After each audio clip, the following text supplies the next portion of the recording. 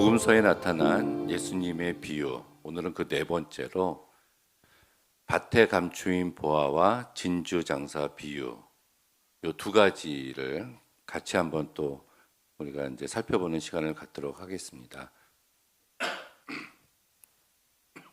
이 두 가지 비유를 한데 묶은 이유는 공통된 점이 많아서 그래요. 이 두 가지 비유 모두 다 하나님 나라는 무엇과 같다라고 시작해서 무엇을 샀다로 이렇게 끝나고 있거든요. 두 부류의 사람이 등장을 하는데, 한 사람은 이제 땅을 갈다가 땅을 파다가 그 땅 속에 숨겨진 보화를 발견한 사람이 나오고요. 또 하나는 값진 진주를 찾기 위해서 전 세계를 누비고 다녔던 한 명의 진주 장사가 아주 값비싼 최고의 진주를 발견하는 그러한 이야기로 이렇게 두 사람이 등장을 하게 됩니다. 남의 밭이었어요. 그 남의 밭에서 밭을 갖고 있었던 어떤 사람이 우연히 땅 속에서 보물이 가득한 항아리를 발견하게 됩니다. 그것을 발견한 그 사람은 그 항아리를 다시 제자리에 몰래 숨겨두고 돌아가서 자기가 가지고 있었던 전 재산을 다 팔아서 그 밭을 사게 돼요. 밭을 샀다, 이렇게 이야기가 끝납니다. 지금이야 은행이 있지만 예전에는 은행 같은 곳이 없었지 않습니까? 그래서 사람들이 귀중한 것이 있으면은 땅 속에다가 묻는 그런 관습이 있었어요. 이건 마태복음 25장 25절에도 나옵니다. 긴 여행을 떠날 때나 혹은 전쟁 등의 위험을 피하기 위해서 귀중품을 땅 속에다가 묻어두는 일은 당시에 아주 흔히 있었던 일로 보입니다.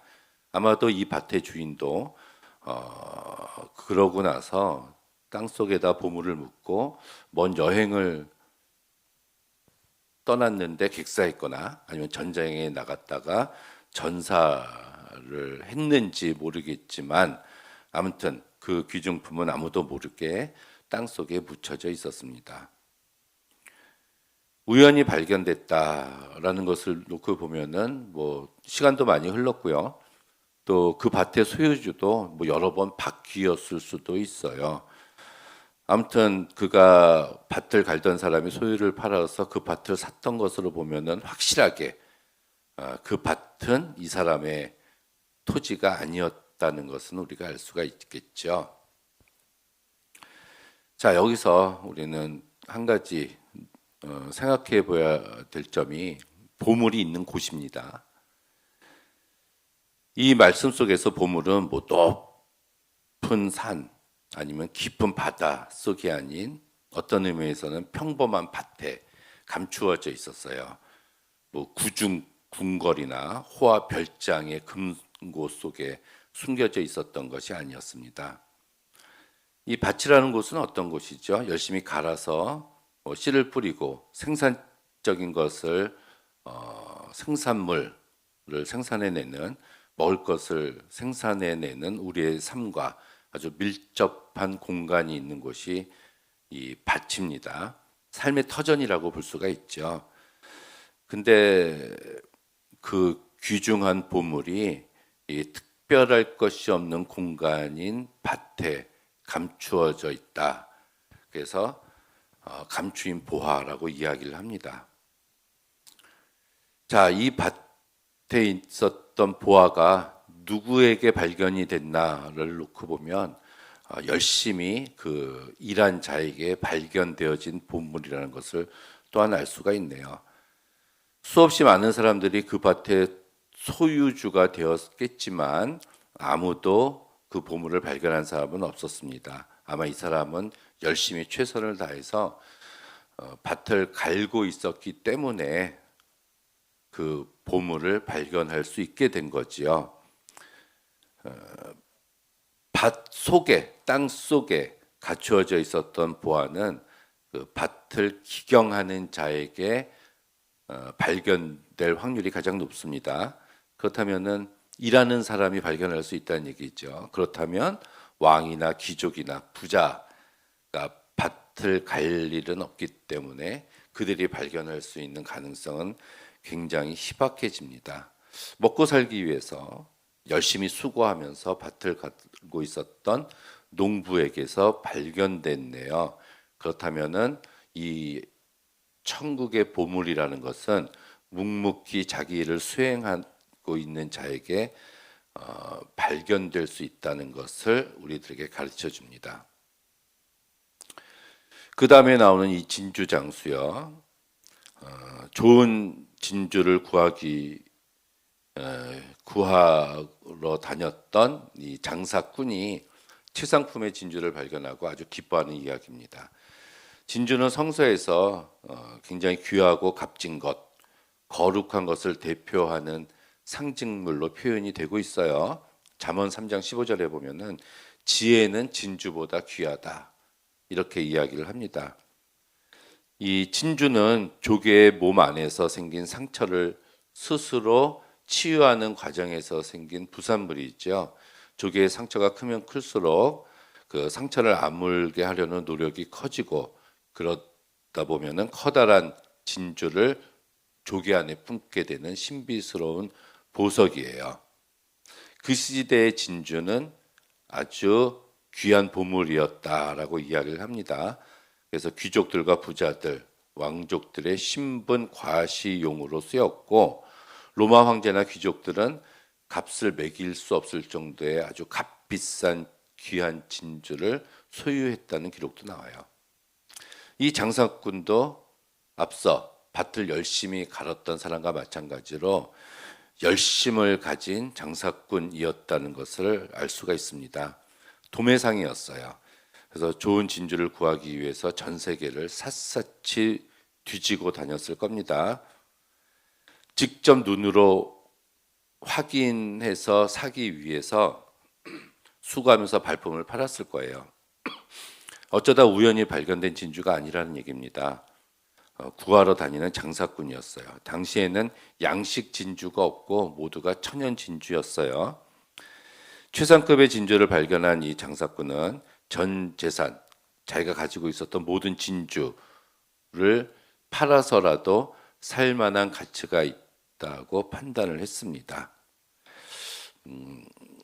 그래서 손에 넣은 그 값비싼 진주를 또 뭐 되팔아서 엄청난 이익을 남길 수도 있었고 그것을 뭐 왕 같은 사람에게 그 상납해서 신분 상승의 특혜를 꿈꿀 수 있었던 시대였습니다. 자, 근데 문제는 이 보물을 발견했다고 해서 그 보물의 소유자, 주인이 될 수는 없어요. 소유하기 위해서는 적당한 값을 주고 그 보물을 사야 되는데 그 값은 얼마냐, 시가가 얼마냐 하면은 자기가 지금 가지고 있는 모든 것입니다. 그래서 그 모든 소유를 팔아야 그 값비싼 보화와 진주를 살 수 있다는 얘기예요. 이 본문을 자세하게 읽어보면 이 보화를 발견한 이 사람 둘이 자신의 소유 중 일부만 팔고 나머지 필요한 돈을 뭐 은행에서 융자하거나 친척들에게 빌리거나 담보를 잡혀서 돈을 꾸어왔다라는 기록이 없습니다. 또 이 사람은 몰래 들고 올 수도 있었지만 그러지도 않았다는 얘기예요. 그 보화를 얻기 위해서는 정당한 대가를 치루어야 정당한 소유자가 될 수 있다는 것을 알고 있었다는 얘기죠. 그런데 바로 보물을 소유하게 만드는 결정적인 일은 내가 가지고 있는 모든 소유 팔기입니다. 발견만 하면 안 되고 소유해야 되는데 자기 소유를 아까워해서는 천국 보화를 품을 수 없다는 얘기죠. 재물이 많은 부자 청년은 천국에 입성하는 것을 포기하지 않았습니까? 우리가 토지를 팔 때 소유권 등기 이전을 해요. 그래서 그 등기가 완료되면 이제 그 토지가 비로소 완전한 내 소유가 되는 거죠. 그것과 마찬가지로 팔아야 된다는 얘기입니다. 그런데 그 값이 얼마냐는 거예요.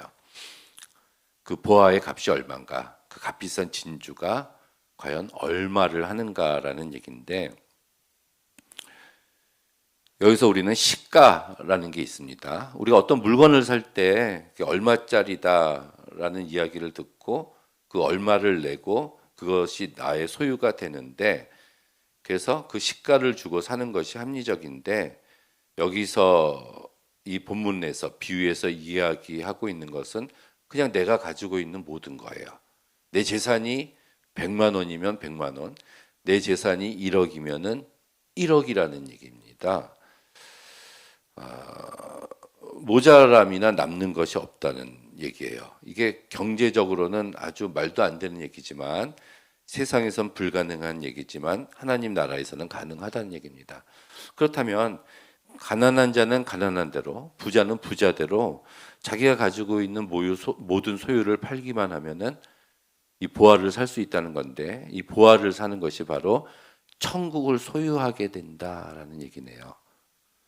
그렇다면 하나님 나라는 가난한 사람이나 부자 모두에게 누구에게나 소유할 수 있는 기회가 똑같이 주어졌다는 얘기입니다. 다만 그 사람들이 자기가 가지고 있는 모든 소유를 팔기만 하면 된다는 얘기예요.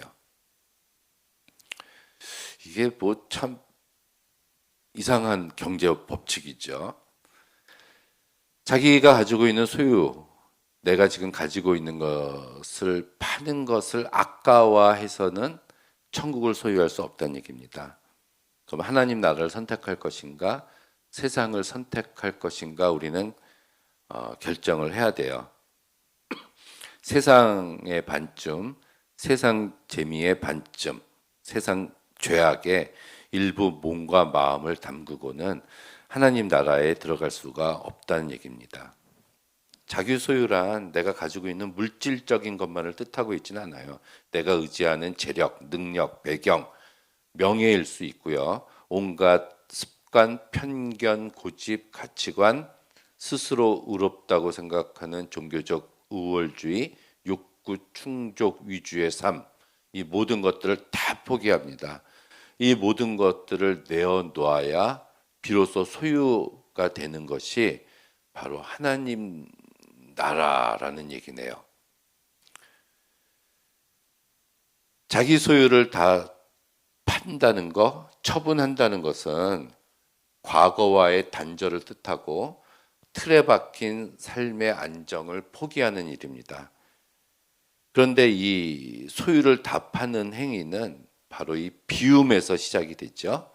비우는 행위는 나중에 채움을 위해서 먼저 반드시 선행되어야 할 일입니다. 무엇을 우리가 채우고 싶다면 채울 수 있는 빈 공간이 필요하잖아요. 자기의 소유를 내려놓고 비워야지만, 자신의 소유를 다 팔아야지만 하나님의 나라를 소유할 수가 있습니다. 하나님 나라의 기쁨과 평안, 사랑을 채울 수가 있어요. 예수 그리스도가 그 안에 들어오실 수가 있습니다. 그렇다면 이 세상의 것을 몽땅 버림으로 지극히 풍요로운 천국살이가 시작되는 것입니다. 우리가 세상의 것으로 채워졌다면 그리스도에 대한 믿음과 하나님 나라에 대한 소망이 내 안에 들어올 틈은 조금도 없습니다. 그래서 사도 바울은 그리스도를 얻기 위해서 이 세상의 모든 것을 버렸다라고 이야기를 하고 있지 않습니까?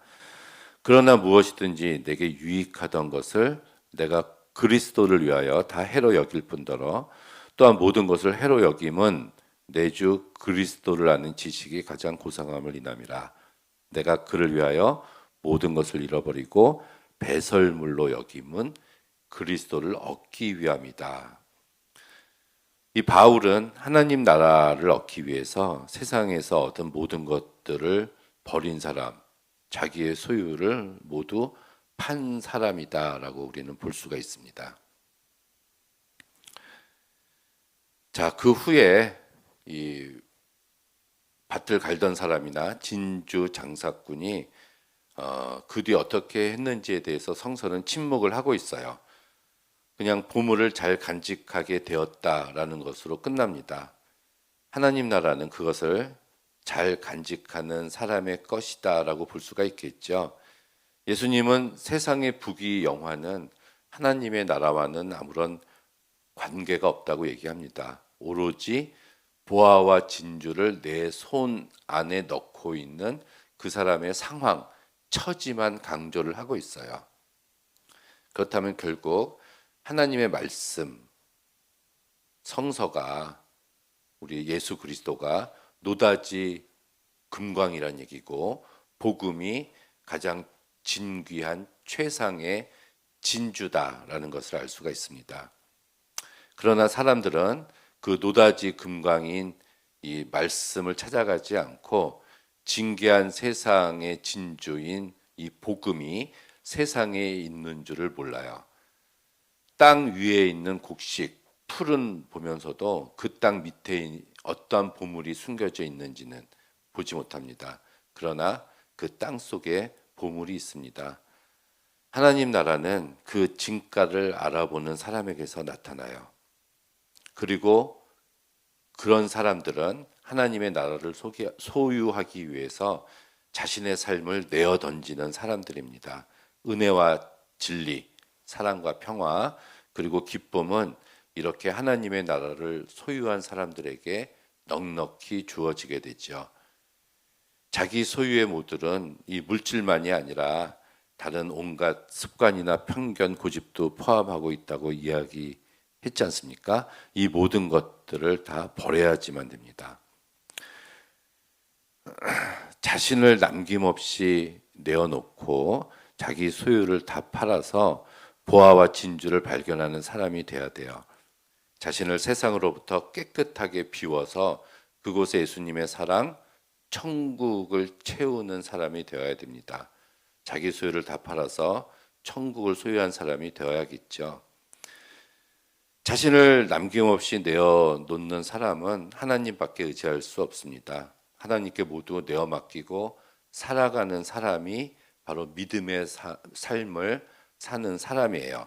이것이 바로 보화이고 값진 진주가 되죠. 바로 이것이 내 안에 펼쳐지는 하나님의 나라가 될 수가 있습니다. 하나님의 나라는 먹고 마시는 것이 아니요 오직 성령 안에 있는 의와 평강과 희락이라고 이야기를 하고 있습니다.